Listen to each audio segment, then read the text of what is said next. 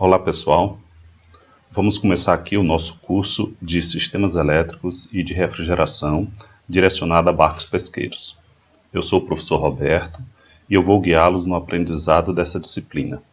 Nessa primeira parte, estudaremos os conceitos básicos de eletricidade, geradores, motores e comandos elétricos direcionados para embarcação, e também os princípios de segurança elétrica NR10 em embarcações. A aula de hoje é a nossa primeira aula. O assunto será eletricidade básica e seguiremos o seguinte roteiro: energia e suas formas, iremos ver também a carga elétrica, materiais condutores e isolantes, a lei de Coulomb e fecharemos com fontes de eletricidade. Podemos dizer que a energia é a capacidade de realizar trabalho ou produzir calor. A energia está difundida e espalhada em torno de nós. Nós temos energia no Sol, a nossa estrela, através da fusão nuclear, que nos traz a irradiação eletromagnética em muitas faixas de frequência. Nós temos uma radiação de calor vinda do subsolo da Terra. Essa é originária da compressão da massa da Terra, que causa o aquecimento dos materiais no interior do nosso planeta. Nós temos também outras formas de energia, que é o vento, as marés, as correntes marinhas, a energia contida nos materiais, como petróleo, gás natural, carvão, madeira. A energia é uma grandeza escalar. Ela pode ser medida e a ela pode ser atribuída um valor e uma unidade. Unidade de energia. O Joule é a unidade de medida para energia no sistema internacional. Esse sistema de medida é um sistema utilizado pelos cientistas, engenheiros e técnicos no mundo todo. Joule foi um físico britânico do século XIX que desenvolveu importantes estudos sobre a natureza do calor e suas relações com o trabalho mecânico. Em homenagem a ele, aos seus estudos, foi dado a unidade de energia, o J. Essa unidade é usada em todas as equações e cálculos envolvendo energia. Tudo o que a gente for fazer em termos de análise energética, de calorimetria de sistemas e equipamentos, está relacionado à unidade do Joule. Podemos dizer então, foi quantificado que um Joule é a quantidade de energia necessária para elevar 1 grama de ar em 1 grau Celsius. Ora, parece uma quantidade pequena, mas vamos lá. Se nós tivermos 1 kg de ar, uma massa de 1 kg de ar, nós precisaremos de 1000 joules para elevar essa massa de 1 kg de ar em 1 grau Celsius. Começa a ser relevante isso, né? Um Joule também pode ser descrito como a energia que um objeto de 100 gramas tem caindo de uma altura de 1 metro ao atingir o chão. No momento em que ele atinge o chão, ele está com a energia de 1 Joule. O Joule tem suas equivalências. Uma delas é o Newton-metro. Quer dizer, eu consigo comparar situações em que eu tenho um determinado tipo de energia e transformar essa unidade em Joule. Por exemplo, se eu aplicar a força de 1 newton em um objeto de massa de 1 kg, provocando nesse a aceleração de 1 metro por segundo, fazendo isso pelo espaço de 1 metro, eu gastei 1 Joule de energia. Significa então que energia é igual a trabalho, quer dizer, um é sinônimo do outro. Então a energia pode ser dimensionada com uma força pelo produto da distância. Então eu tenho um trabalho realizado, com isso eu tenho uma energia gasta. Outra equivalência do Joule é com caloria. No caso a gente abrevia caloria simplesmente pela palavra cal. Então uma caloria, corresponde a 4,186 joules. Mas o que é uma caloria? Uma caloria é a quantidade de energia que necessitamos transferir para 1 grama de água para elevar essa 1 grama de água em 1 grau Celsius. Da mesma forma como o ar, Se nós tivermos 1 litro de água, que corresponde a 1000 gramas de água, para elevarmos a temperatura dessa massa de água em 1 grau Celsius, nós precisamos de 1000 calorias. Consequentemente, corresponde a 4.186 joules. É um valor já bem significativo. No dia a dia, costumamos falar em alimentos que a gente precisa comer X calorias, que nós estamos comendo calorias demais, mas o que vem a ser isso? No caso, uma informação nutricional traz para nós a quantidade, o valor calórico de cada alimento. Se observarmos aqui na imagem, nós temos um valor de 66 quilocalorias igual a 275 quilojoules, correspondendo a 3% do consumo diário que deve ter uma pessoa de estatura média. Ora, observe que eu tenho 66 vezes K. K é uma unidade de potência, 10 elevado a 3. Então, na verdade, eu tenho o valor nutricional de uma porção de 100 gramas de bombom, um bombom, 66.000 calorias, ou 275.000 joules. É uma quantidade considerável. Costuma-se dizer no dia a dia que um ser humano de estatura média precisa de 2.500 calorias. Na verdade, nós estamos aí suprimindo a potência K. A gente somente diz o valor do número da caloria pela unidade dela, Cal. A gente suprime o K. Na verdade, seriam 2.500.000 calorias. Aqui você pode ver que uma colher de açúcar tem 20 calorias. Na verdade, são 20.000 calorias e assim para o restante das informações. Qualquer alimento que você pegar, que você olhar no rótulo, você vai ver a potência K colocada após o número, após o valor dele. Aqui, então, a gente pode dizer que um café expresso tem 1 caloria, né, ou 1000 calorias, e o café expresso com açúcar teria 21 calorias ou 21 kcal, tá? E assim para os demais. O cappuccino seria o mais calórico, teria 40.000 calorias. Ele sem açúcar e 60.000 calorias com 1 colher de açúcar. Mas o joule também tem outras equivalências. Por exemplo, 1 kWh é igual a 3.600.000 joules. Ou, abreviando, né, escrevendo de maneira científica, nós temos 1 kWh corresponde a 3,6 vezes 10 elevado à sexta potência joule. É bastante energia. 1 kWh é a energia que a gente consome normalmente na nossa casa, né, durante um determinado período de tempo com equipamentos ligados. A concessionária Enel da nossa região, ela costuma, né, fazer os cálculos baseados exatamente no valor do quilowatt-hora.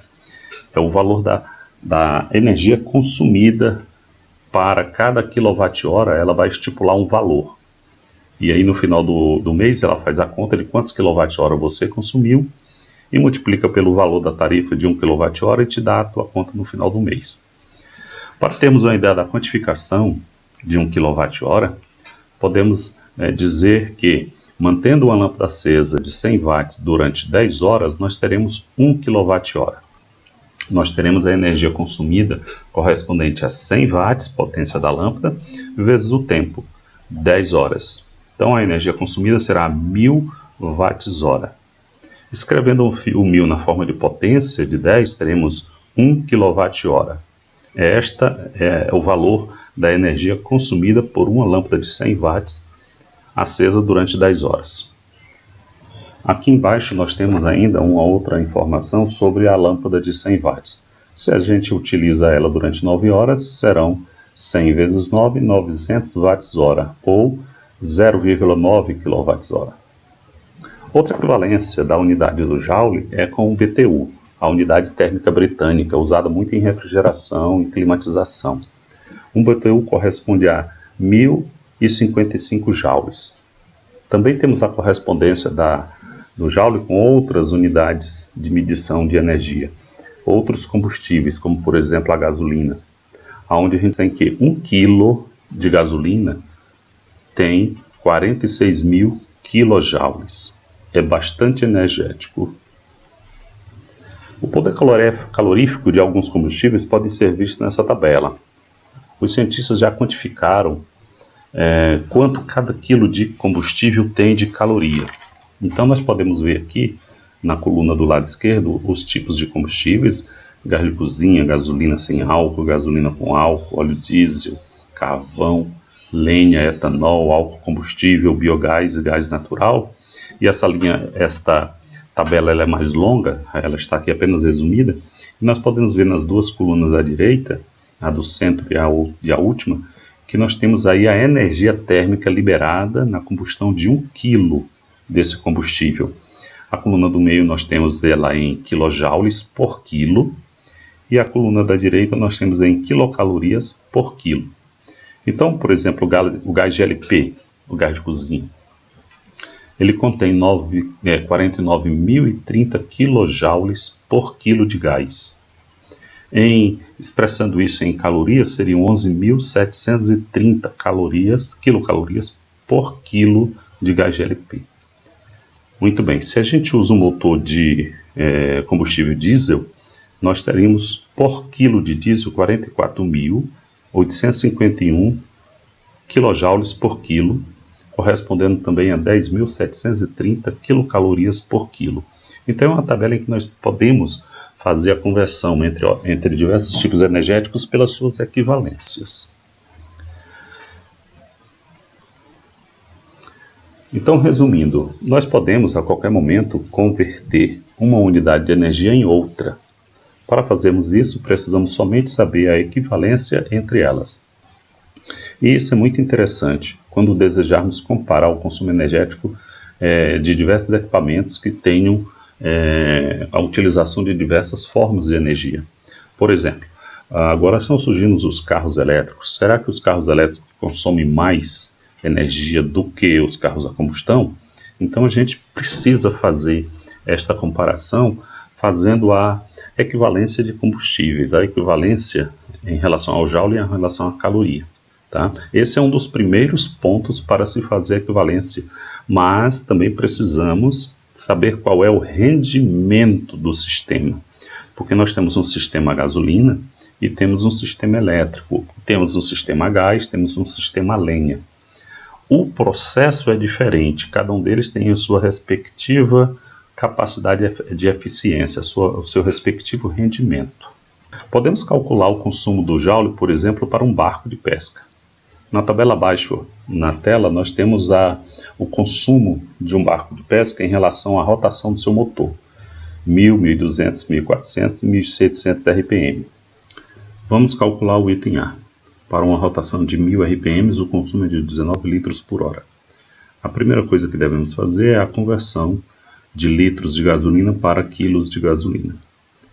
Pela regra de 3, a gente consegue fazer isso com bastante facilidade. 1 litro de gasolina tem massa de 0,711 kg e 19 litros de gasolina serão X quilos. Fazemos essa conversão e encontramos 13,51 kg de gasolina foi o consumo a uma rotação de 1.000 RPM. Com este resultado, que é um resultado que nos diz o valor que eu preciso transformar para quilojoule, eu faço a segunda regra de 3. Na segunda regra de 3, eu vou transformar a massa da gasolina em quilojoule. 1 kg de gasolina contém 46.000 quilojoules. Então, 13,51 kg de gasolina conterão X. Essa regra de 3 nos dará uma resposta, um valor de 621.460 quilojoules consumidos em 1 hora.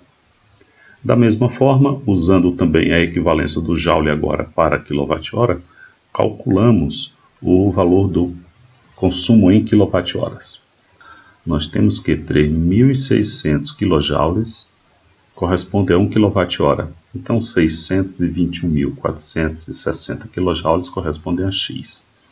Esta regra de 3 nos dará a resposta e o valor de 172,63 kWh. Então nós temos o consumo de barco em quilos de gasolina, 13,51. O consumo do barco em joule, 621.460 kJ. E em quilowatt-hora, 172,63. É interessante observar que com este valor de quilowatt-hora, nós também podemos fazer um cálculo de um banco de baterias para alimentar este motor durante 1 hora. É um cálculo bastante simples que futuramente poderemos abordar em uma outra aula. Aqui neste slide nós podemos ver já o resultado para o item B. A uma rotação de 1.200 RPM, o barco consome 27 litros por hora. Nós temos então como resultado o consumo de 19,19 kg de gasolina, 882.270 kJ e 245.007 kWh. Como exercício, resolvam os itens C e D. Transformações da energia. A energia ela é encontrada na natureza em forma primária nessas situações aqui, como petróleo, como carvão, gás natural, biomassa, eólica, ventos, hídrica, movimento das águas, as ondas e as marés, solar, geotérmica. Então nós temos uma diversidade bem grande de energia. Aqui na coluna da direita nós temos o consumo final da energia. Precisamos de energia para os transportes, para a indústria, para a residência e para os serviços. Precisamos de energia de diversas formas, líquidas, no caso gasolinas, óleo diesel, querosene, dentre outras. Precisamos de energia elétrica para os equipamentos elétricos funcionarem. Precisamos de energia na forma de calor para aquecimento residencial, de serviços industrial. Para que a gente consiga, então, aproveitar o petróleo como energia final, nós temos que fazer transformações. Nós temos que passar pela refinaria para produzir gasolina e óleo diesel. Então, as energias disponíveis na natureza na sua forma primária não são bem adequadas. Em muitas circunstâncias, elas precisam passar por uma transformação para se tornarem mais úteis ao consumo humano. E você pode observar que uma energia pode ter diversas formas de transformação. Ela pode ir para uma central térmica, pode produzir calor, ela pode produzir eletricidade, enfim, nós temos um processo bem complexo de transformação de energia na nossa sociedade. O rendimento energético da transformação energética. A gente sabe que já foi nos explicado na química, por Lavoisier, que na natureza nada se cria, nada se perde, tudo se transforma. Da mesma forma, a energia não pode ser criada nem destruída. O universo contém uma quantidade finita de energia. E ela não é destruída e nem é criada, ela é transformada de uma forma para outra. Para fazer a transformação, sempre precisamos de um sistema, precisamos de um equipamento para que transforme a energia da entrada em uma outra forma de energia de saída. Essa transformação implica em perdas. Essas perdas são perdas indesejáveis, os processos estão sendo pesquisados e cada vez melhorados mais, mas existem limites físicos para este rendimento, para essa melhoria de processo.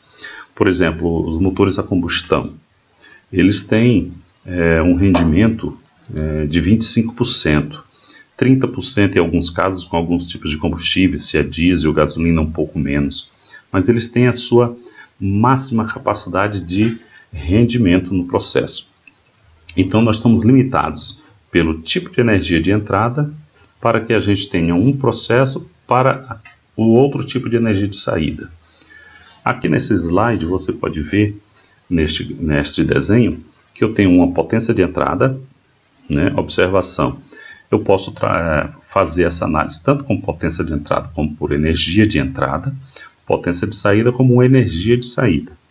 Então eu tenho uma quantidade de potência ou energia de entrada maior do que a potência ou energia de saída. Aonde está a diferença? A diferença está na perda do processo. Essa perda se dá em que tipo? Ela se dá em calor, ela se dá no processo das engrenagens, de todo o movimento dos alinhamentos e desalinhamentos, desgastes, e com isso ele consome energia. O processo precisa de energia para funcionar. Na verdade, bem simples seria essa. Com isso a gente pode estabelecer um rendimento energético de um determinado processo que usa um determinado tipo de energia, né, na sua entrada, tá bom? Vejam só. Para eu então determinar o rendimento, basta eu dividir a potência ou energia de saída pela potência ou energia de entrada.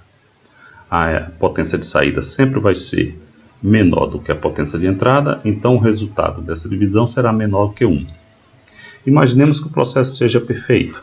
Se a potência de saída for igual à potência de entrada, nós temos então que a potência de saída dividido pela potência de entrada seria igual a 1. Teremos um rendimento máximo. Então o rendimento é um número que se conta de 0 a 1. Quando a potência de saída for metade da potência de entrada, eu vou ter 0,5 como rendimento, ou 50%. O rendimento também é conhecido como eficiência de um processo. No caso, para a gente calcular a eficiência ou rendimento total de um processo, a gente precisa considerar todas as partes do processo. Nós temos aqui um processo com 3 etapas. Aí cada etapa tem o seu rendimento específico, N1, N2 e N3. Cada uma delas tem a sua potência perdida ou energia perdida. Tá? Então, para a gente saber o rendimento total do processo, nós fazemos a multiplicação, o produto dos rendimentos de todas as etapas do processo será o nosso rendimento final, ou eficiência total, ou eficiência máxima. Esta é a fórmula que nos dá. Eficiência máxima ou rendimento máximo nós teremos do processo através da multiplicação dos rendimentos das suas partes ou das suas etapas.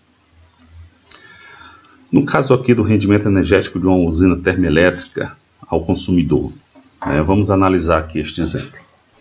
Nós temos uma usina termoelétrica que recebe energia de entrada, seja ela qual for, carvão, biodiesel, diesel, lenha, enfim, gás natural, qualquer que seja a energia de entrada. O rendimento da usina fica em torno de 0,35. As melhores usinas hoje estão com rendimento em torno de 40%.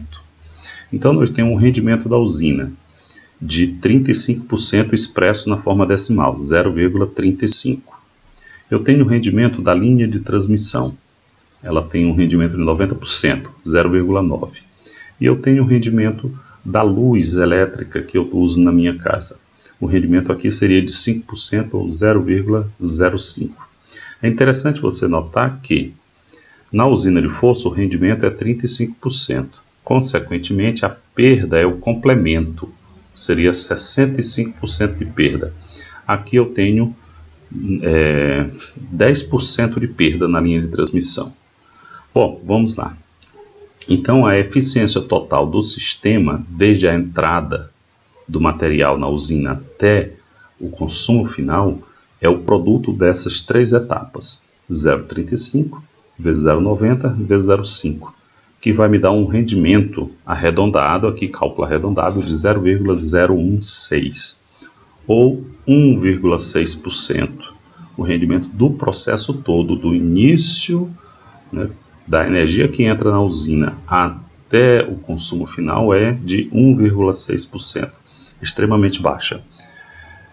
Vamos ver aqui então quanto é a perda. A perda é o complemento. O processo todo tem energia de entrada 100%, mas lá no final eu só tenho um uso realmente útil de 1,6%. Então eu perco o complemento, 100% menos 1,6%. Eu tenho uma perda de 98,4%. É uma perda alta.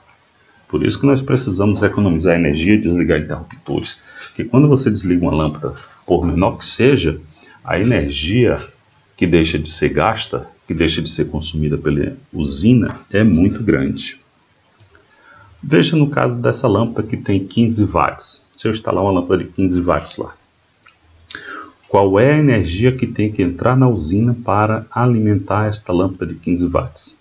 Para isso basta a gente dividir 15 watts pelo rendimento. 15 dividido por 0,016. Vai me dar 937,5 watts. Este é o valor da energia necessária que tem que entrar na usina, que tem que ser queimado na usina, carvão, lenha, gasolina, diesel, gás natural, seja o que for, para que eu consiga acender uma lâmpada de 15 watts. O rendimento energético, então, de um barco também pode ser calculado. Para isso, basta que a gente conheça quais são as perdas ou quais são a eficiência de cada um dos equipamentos e da estrutura do barco. No caso aqui eu fiz uma pequena pesquisa sobre as perdas de eficiência de um barco. A perda do motor a combustão é na faixa de 25%. O rendimento, a perda é de 75%. A perda no redutor é de 10%. O seu rendimento é de 90%. A perda no mancal é 0,5%, o seu rendimento é de 99,5%. A perda no propulsor é de 50%, então o seu rendimento é o complemento, 50%. A perda por temperatura do ambiente de operação é 8%. A perda por temperatura do líquido de arrefecimento é 15%, olha, é uma perda alta com líquido de arrefecimento. E a perda no alinhamento do eixo é de 1,5%. Estes valores aqui, muitos deles eu tirei de um estudo feito nos barcos de pesca de Santa Catarina, o rendimento e a eficiência nesses barcos de pesca. Esse estudo vai estar disponibilizado no site do Drive, tá? Para vocês darem uma olhada. Bom, então qual é o rendimento energético total desse sistema do barco? É o produto de cada uma das perdas, é o produto de cada uma das eficiências, tá? Então olha só. Se eu tenho uma perda do motor de combustão de 75%, seu rendimento é de 25%. Se eu tenho uma perda do redutor de 10%, a sua eficiência é de 90%. E assim sucessivamente. Então, colocando todos eles na fórmula e considerando a multiplicação, eu vou chegar a um valor de 0,0864, correspondendo a 8,64%. É um rendimento bem pequeno. Então, da energia que entra para a energia que sai, eu tenho uma perda extremamente elevada. Equivale a dizer que somente 8,64% do valor energético do combustível que entra no motor se transforma em movimento de deslocamento do barco.